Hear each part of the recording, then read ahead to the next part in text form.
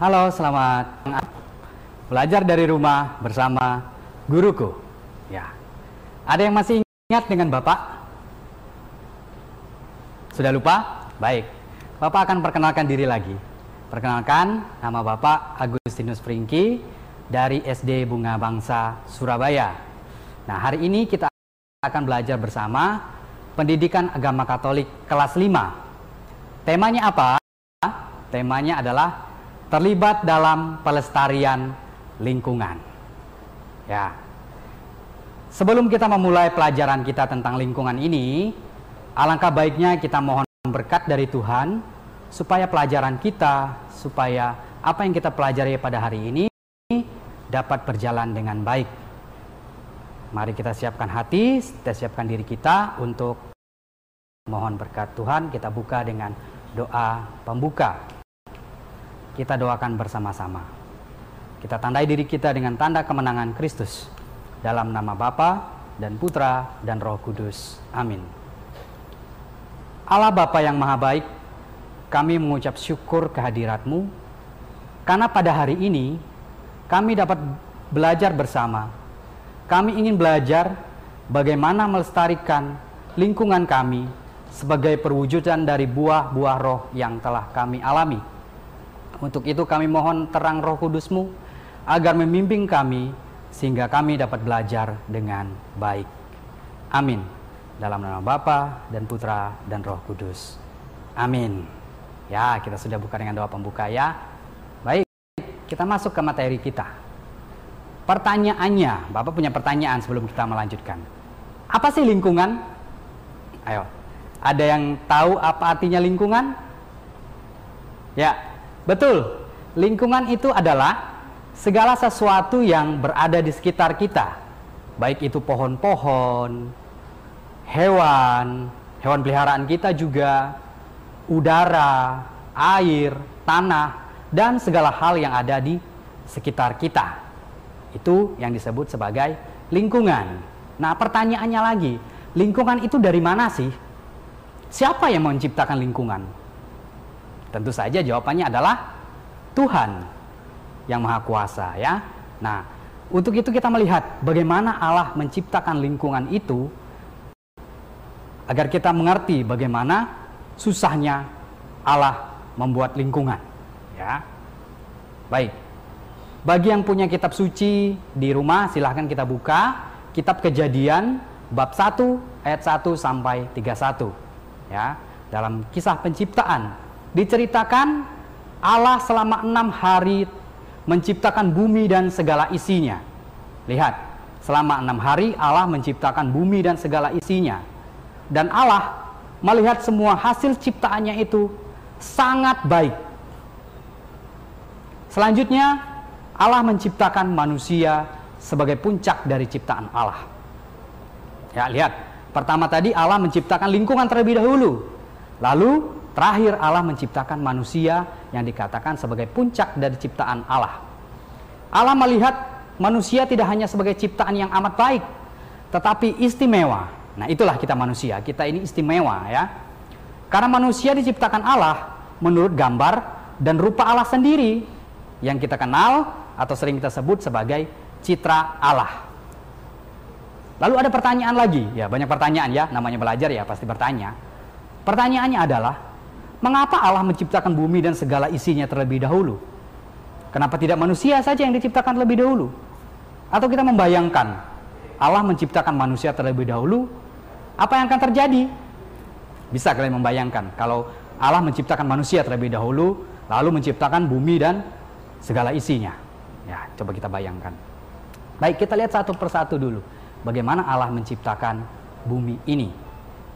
Pada mulanya bumi itu kosong, ya, gelap gulita dan hanya diliputi oleh air.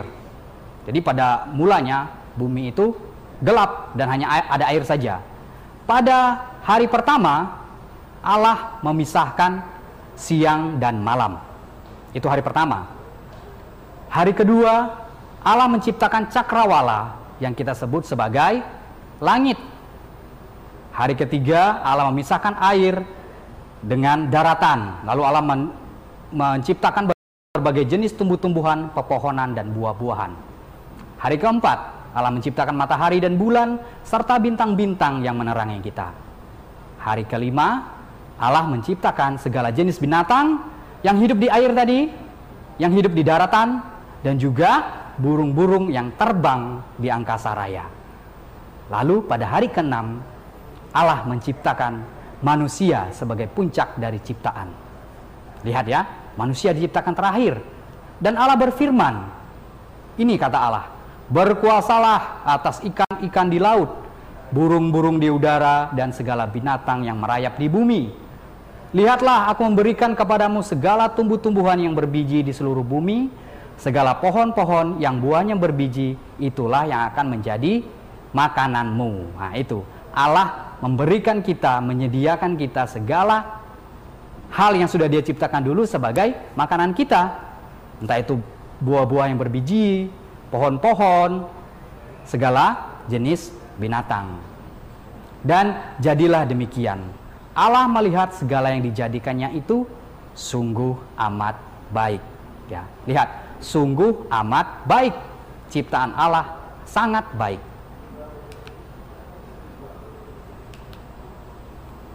Lalu pertanyaannya, seperti yang tadi, mengapa Allah menciptakan bumi terlebih dahulu? Kenapa tidak manusia? Yang pertama diciptakan baru air, baru daratan, baru pohon, hewan, dan sebagainya. Kenapa? Ya, nanti kita akan melihat di sesi kedua ya. Mengapa Allah menciptakan bumi terlebih dahulu? Kita akan menemukan jawabannya nanti ya. Jadi jangan kemana-mana, tetap di program ini, dalam program Belajar dari Rumah bersama Guruku. Hai anak-anak, berjumpa lagi dalam program Belajar dari Rumah bersama Guruku. Anak-anak masih tetap semangat dan setia? Baik, kita lanjutkan materi kita. Tadi Bapak mengatakan atau memberi kalian pertanyaan, mengapa Allah menciptakan bumi dan segala isinya terlebih dahulu daripada manusia? Kita tadi sudah melihat satu persatu, hari per hari Allah menciptakan bumi dan segala isinya. Dan pada hari terakhir atau hari ke-6 baru Allah menciptakan manusia yang kita sebut sebagai citra Allah. Dan itu yang membuat manusia sebagai puncak dari ciptaan ya. Manusia itu adalah puncak dari segala ciptaan Allah. Nah, sekarang kita akan mencari tahu apa jawabannya. Kita lihat. Alam adalah tempat manusia untuk hidup. Nah, ini jawabannya. Allah menciptakan bumi dan segala isinya terlebih dahulu agar pertama, manusia memiliki tempat untuk hidup. Ya, Allah menyediakan dulu baru menciptakan manusia agar kita punya tempat untuk hidup. Coba kalau kita diciptakan terlebih dahulu, yang tadi dikatakan bumi itu masih gelap dan kosong. Lalu kita mau hidup di mana? Kalau tidak ada bumi dan segala isinya terlebih dahulu. Itu yang pertama. Yang kedua, agar manusia mempunyai sumber makanan. Masih ingat kata-kata Allah tadi? Aku memberikan kepada kamu sebuah pohon yang berbiji, segala binatang yang ada di laut, di air, di darat, di udara, itu yang akan menjadi sumber makananmu. Nah, agar manusia mempunyai sumber makanan, ya. Terus yang ketiga, manusia tidak kesepian atau sendirian, ya. Manusia membutuhkan teman, ya. Itu sebagai tanda bukti bahwa manusia bisa bersahabat dengan alam, bisa bersahabat dengan pohon, bisa bersahabat dengan hewan-hewan, seperti kita lihat pada gambar yang paling atas. Seorang ayah dan anaknya bersama dengan kerbau. Itulah persahabatan manusia dengan hewan. Kamu mungkin punya di rumah, punya peliharaan kucing, kelinci, anjing, atau apapun. Itu membuktikan bahwa manusia butuh teman. Ya, biar manusia tidak kesepian tadi. Keempat, ini yang paling penting. Manusia dapat menjaga dan memelihara ciptaan Allah yang lain. Lihat. Karena secara derajat atau posisi, manusia itu lebih tinggi dari ciptaan yang lain. Kita lebih tinggi posisinya dari hewan peliharaan kita, dari pohon, dari batu mungkin ya, atau air. Kita lebih tinggi ya posisinya. Karena tadi kita diciptakan menurut gambar Allah, citra Allah, ya. Lalu yang terakhir, manusia dapat mengucap syukur atas kasih dan kebaikan Allah atas seluruh hidupnya. Nah, kita karena Tuhan sudah menciptakan segalanya untuk kita, jangan lupa mengucap syukur, ya. Lanjut. Manusia ciptaan Allah sekaligus citra Allah, seperti yang Bapak katakan tadi. Manusia itu termasuk ciptaan Allah. Kenapa? Ya karena kita sama-sama diciptakan oleh Allah, ya. Pohon juga diciptakan oleh Allah. Hewan juga diciptakan oleh Allah. Maka kita termasuk dari ciptaan Allah, ya, bersama dengan ciptaan Allah yang lain. Segala sesuatu yang ada di dunia ini adalah hasil ciptaan Allah. Tetapi manusia tidak hanya ciptaan Allah, anak-anak. Manusia adalah citra Allah juga.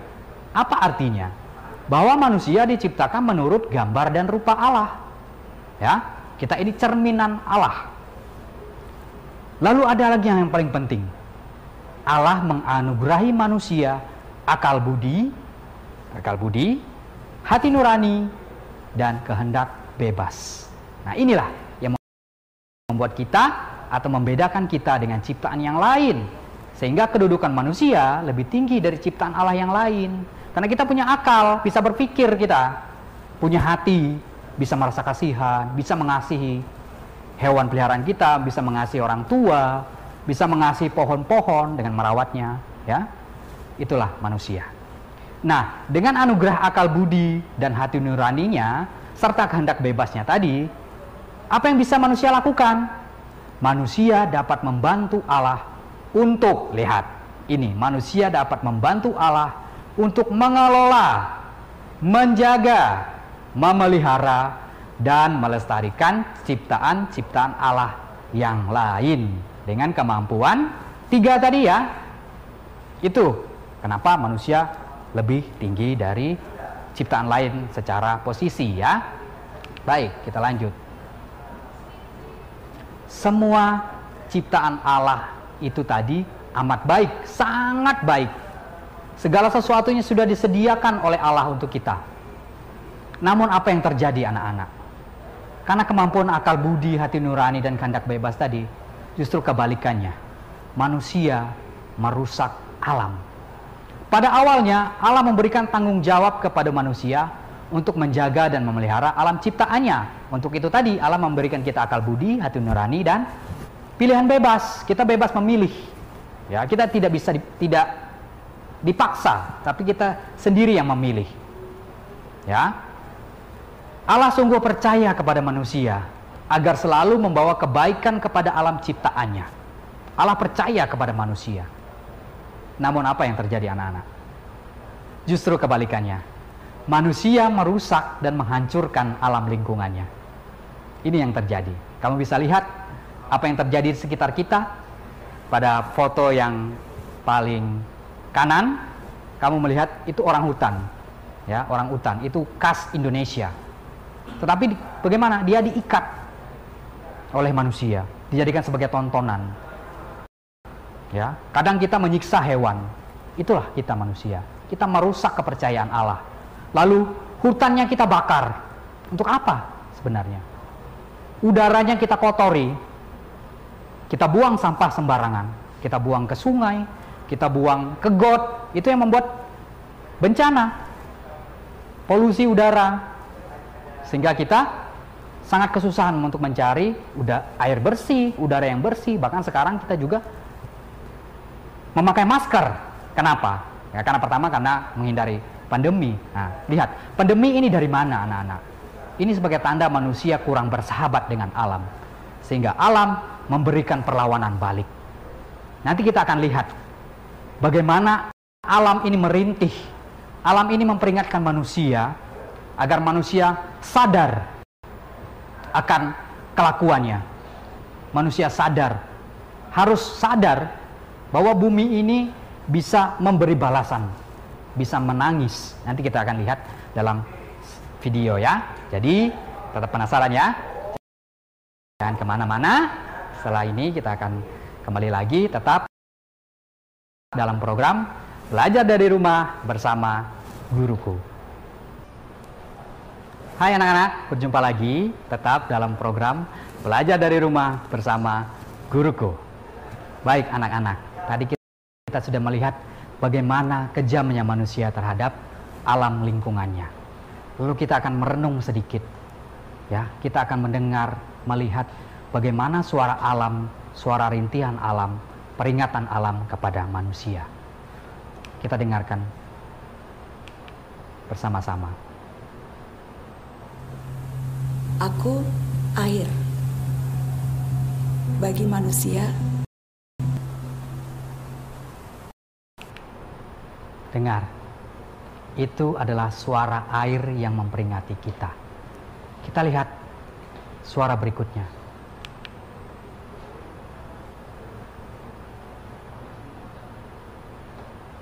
Aku hutan tropis. Dengar anak-anak, tadi suara peringatan air, lalu peringatan hutan yang kita sia-siakan. Hutan sebagai tempat produksi udara bersih. Air berlimpah-limpah, tetapi tidak bisa diminum. Yang persediaannya sedikit adalah air bersih. Lalu bagaimana kita? Apa yang harus kita lakukan? Yang dapat kita lakukan sebagai berikut. Dengan kemampuan akal budi, hati nurani, dan kehendak bebas yang telah diberikan Tuhan, manusia telah merusak alam.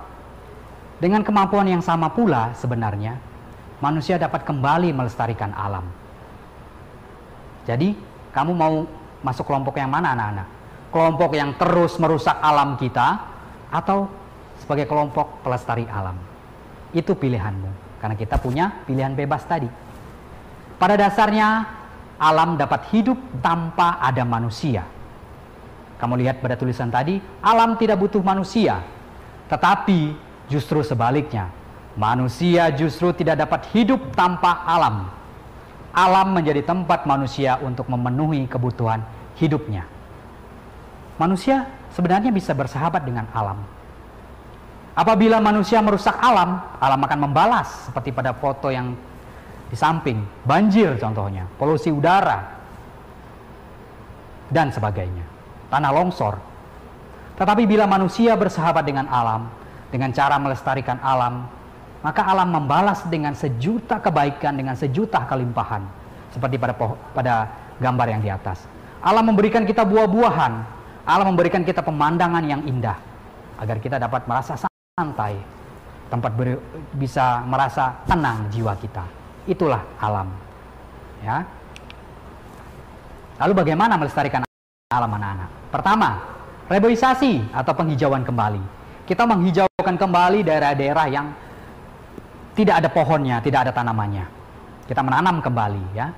Tidak buang sampah sembarangan, sederhana. Tidak buang sampah di got, di sungai, di jalan, dan tempat-tempat yang lain. Buanglah sampah pada tempatnya, yaitu di tempat sampah.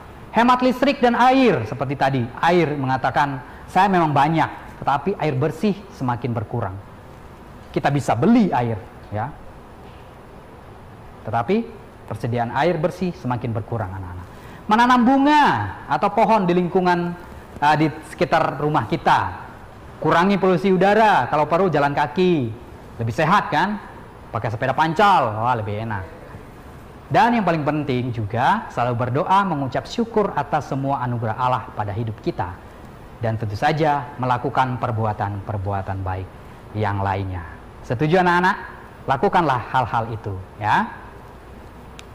Nah, sebagai langkah konkret upaya kita untuk melestarikan alam, Bapak punya tugas untuk kalian. Tugas pertama, buatlah sebuah gambar atau lukisan tentang keindahan alam, tentang pohon, tentang sawah, laut, apapun, tentang hutan. Warnai dan hiaslah gambar atau lukisan tersebut dengan kreativitasmu masing-masing agar terlihat lebih bagus dan menarik. Setelah selesai, kirimkan hasil gambar atau lukisanmu tersebut kepada guru agama Katolik masing-masing, ya.